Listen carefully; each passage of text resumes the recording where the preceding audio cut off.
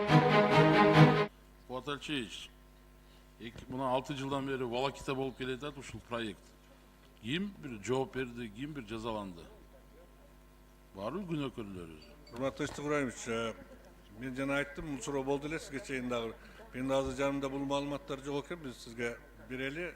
Биз мына август июль айынан бери бул проектти ишке ашырып келатабыз. Биз өзүбүздүн койгон график менен пландалган иш чараны аткарып келатабыз. Бизде кечүүгү же болбосо аткарылбай калуу маселеси пока чыга элек. Буга чейинки проекттер боюнча мен сизге маалымат тактап берейин. Хорошо күтөм. Милан Сакбекович, 4 секундта суроо бердим, 15 секундта алып койду да. Мен ошого bir карап койсоңуздар. Карап коебуз. Анан кийин суроо суранычта канча нарушенияны фиксация кылат? И кайсы нарушенияларды? 7 нарушения фиксация кылынат. Конкурска негизи ошол коюлган болчу. Жалпы количество боюнча айтып койсок, 10 миллион 600 миң ошого расчет кылынат. 7 нарушенияны айтсаңыз? 7 нарушения бул ылдамдыгы, кызыл свет, продольный линиянын пересечениясы, пешеходный переход, проезд по тротуарам бар, парковка. 6 болду. Обгон. Нарушение правил обгона.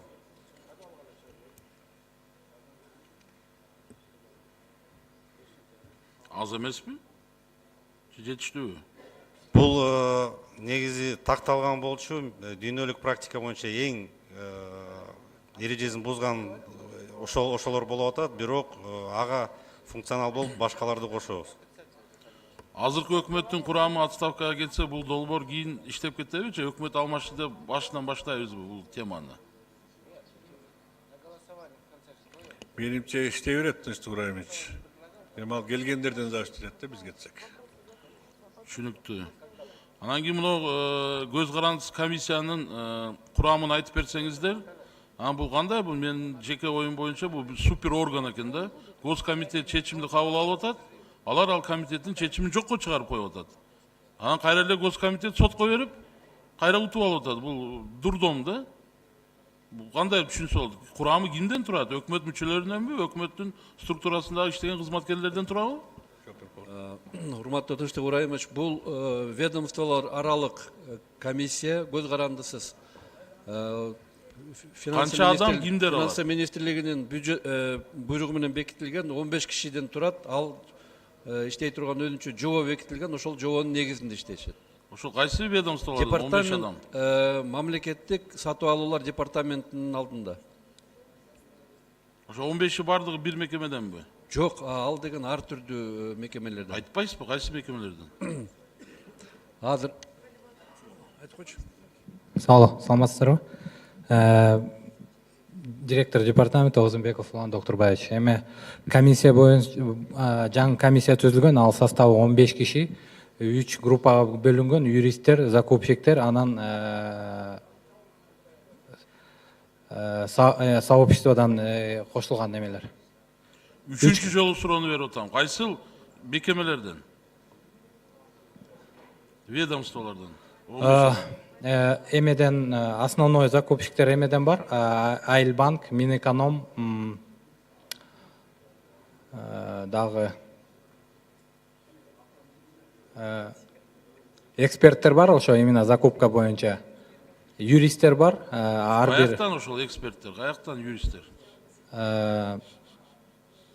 Депутаттардын сунуштары боюнча эми өткөн алар деген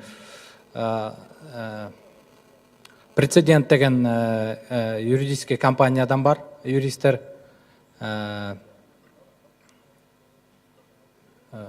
аудиторский компаниядагы юристтер бар ошо составында. Жо айткыла конкретно, муну бияктан, муну бияктан деп. Мен жоопту алайын. 6 жылдан бери Валакитте кылып келатасыңар, азыр дагы мында так суроого так жооп берип атасыңар.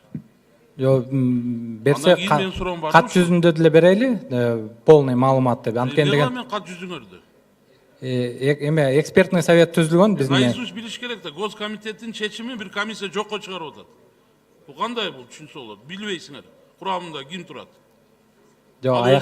Ал өзү немеси кандай ал комиссиянын полномочиясы? Госкомитеттин, өкмөттүн курамында турган бир службанын чечимин жокко чыгара турган кандай ким берди ага андай укукту? Ал сот органыбы же жогорку кеңешпи же премьер министрби?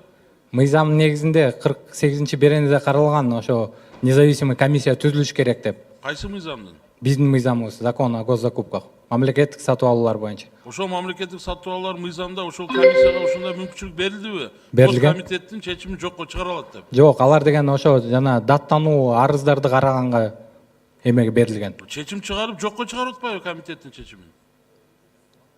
Ал деген ошо каралгандан кийин ага макул болбосо, каршы болбосо госкомитет сотко берет. Жокко чыгара алабы госкомитеттин чечими комиссия? Комиссия өзү обоснованный или не обоснованный деп чечим чыгарып берет. Жокко чыгара алат дедиңиз.